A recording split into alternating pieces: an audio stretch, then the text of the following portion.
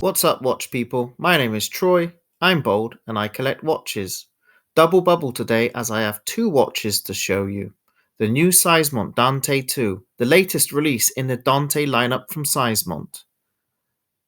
The Dante II comes in multiple colorways. There are some big, bold colorways out there, some a bit more brash than others. I played it safe and I decided to choose two more subtle options, and certainly by far my favorite in this lineup. What color would you choose? According to Seizmont, they have listened to feedback and made improvements from the first Dante release, and I've seen some really brutal feedback on their first release on many YouTube videos. Is it warranted?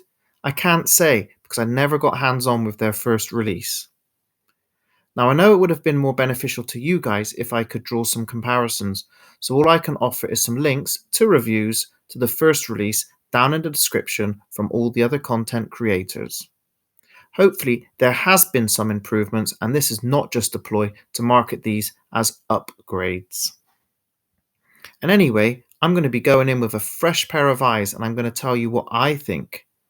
I do have to add that when it comes to this brand, I have been fortunate enough to get hands on with a different watch that they offer. It was the David Tide, a sub homage with a quartz movement that actually surprised me. It was a lot better than I thought it would be. The packaging is a big step up from what I've previously experienced from Seizmont. We have a printed cardboard outer box. Inside of this, we have a box liner, and underneath we have a luxurious leather style signed padded box. When we pop open the box, we reveal what's inside. There's a cleaning cloth and a handy little instruction guide. The packaging has been very well done and to quite a high standard. But does the watch live up to these first impressions? The dimensions are as follows. Case size is 44.03mm. The case including crown is 47.8mm. We have a 50.82mm lug to lug, 11.6mm thickness, a lug width of 21.75mm, so that's basically a 22mm. It's a pretty big unit, a little big for me, especially being a non-diver. But I do find that these fashion-conscious LED designs always tend to be bigger than your average watch. Don't get me wrong, this isn't Invicta sizing, but the case size isn't going to be for everyone. What I am impressed though is with the thickness. By adding this display case back, you would have thought this would be a chunk, but it isn't. They've still managed to make it an under-the-cuff design.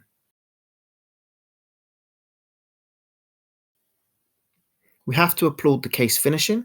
The casing is constructed in 316L stainless steel, and the black one here, as you see, has been IP coated. The center of the casing is brushed. The fixed bezel is polished, which I like. It helps it to stand out more. But this watch seems to suffer from a multiple personality disorder, or someone in the design studio just couldn't choose between using Roman numerals or Arabic numerals, so they just ended up going for both. For me, leaving the bezel plain would have been a much better choice. I get that this watch is trying to carve its own identity in a busy fashion-filled watch market. Part of the market I'm not too familiar with. This watch does really scream out to that demographic. It's big, it's bold, and it's in your face. If that's you, you're going to love this watch.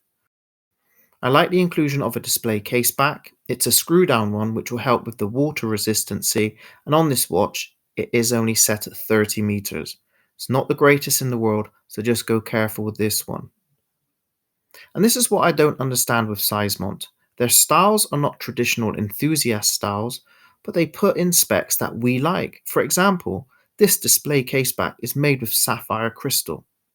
If we look at the case back of the gunmetal grey variant, we can see it's plain stainless steel.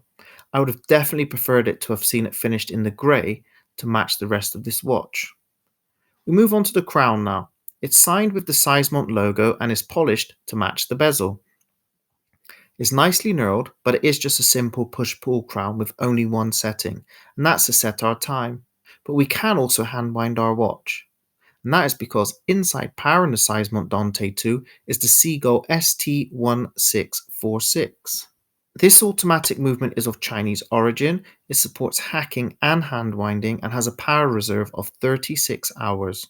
It also beats at 21,600 beats per hour. It isn't the highest spec movement on the market, but it's beautifully decorated and it fits really well with this skeleton dial. This allows you to enjoy it in all its entirety. But for me, again, less is more. Maybe having this as an open heart would have been a wiser choice. That is because once you go down the skeleton dial route, you have to really work hard on not making your watch look cheap. I think Seizmont have done enough here to differentiate themselves from a $30 AliExpress watch, and this could have gone horribly wrong if they didn't, and if this had felt cheap in hand, but it feels really good. But we are talking about a watch that retails at $300. But this movement can be found in watches on AliExpress costing only $80. It's a tough pill to swallow knowing that, and I think Seismont will find that they have some stiff competition in this price range. I touched upon saying that the dial would have benefited maybe being an open heart, and that would have been a better choice, but I can see the appeal of showing off this gorgeous movement and the reasons as to why Seismont have made it a skeleton dial. On this grey watch, we have a slate grey dial with Roman numerals on the 6, 9 and 12. These have been applied, and the dial on the stainless steel watch is silver. We have a printed minute track going all the way around the dial, and a Seismont logo is there, positioned at the 3 o'clock. I do like the dial layout and the almost metallic look to this dial, but one thing I've noticed is how close the skeletonized part of the dial is shaped like the Apple logo. The sword-shaped hands aren't the most legible, but they have been beveled to reflect the light, which does help its legibility, and it's an improvement to the skeletonized hands that was on the first Seismont release.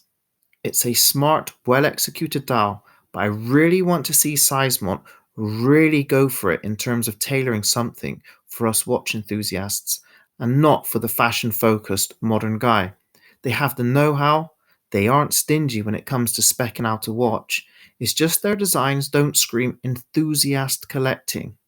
And we're talking of specs again, and with the inclusion of sapphire crystal, Seismont have chosen the best option in my opinion.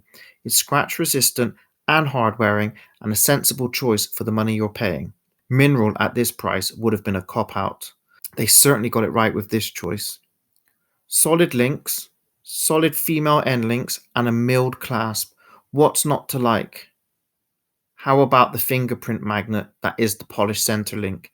If Seismont make a Series 3, remove that polishing because to me it cheapens the look of this watch. But like I said, this has solid links and it is really a great quality bracelet. I like the branding that is on the buckle.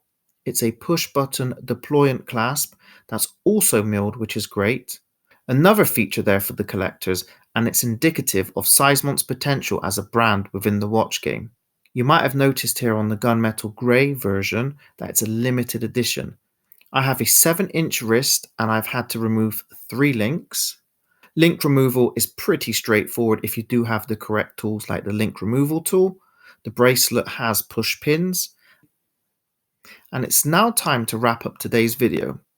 Thank you to Seismont for sending these in for review, and as always, I'm going to tell you what I rate and what I hate.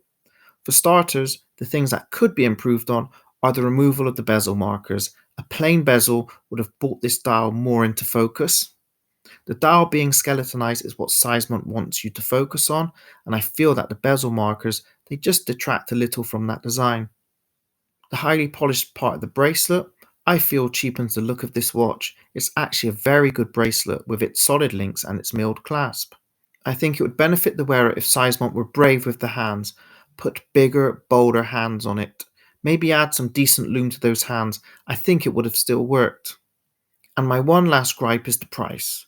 Specs for the price are pretty good, but offering such a niche watch, a skeletonized fashion watch, you have unfortunately put things that the fashion watch buyer doesn't really care about.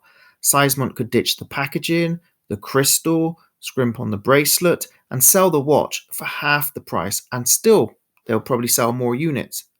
But that's what I like about this brand. As much as they could cut corners, they don't. They're trying to get an identity in the watch game. I think there can be some improvements made, but I really do think they're heading in the right direction. The speed of shipping, the customer service, the presentation, the specs of the watch, it's all encouraging signs from this young Danish brand. I get what they're doing. They're going up against the Armanis and the Hugo Boss watches of the world, but they sell because of the brand name, not because of the specs. Seizmont are giving us enthusiasts the specs, but maybe not the designs. Watch fam, you know what I'm talking about. If you want specs, you go on to AliExpress. If you have $300, what are you buying? Would it be this? Let me know down in the comments below. And that's all from me today. Thanks for watching. Please remember, I'm an enthusiast and not an expert. Take care.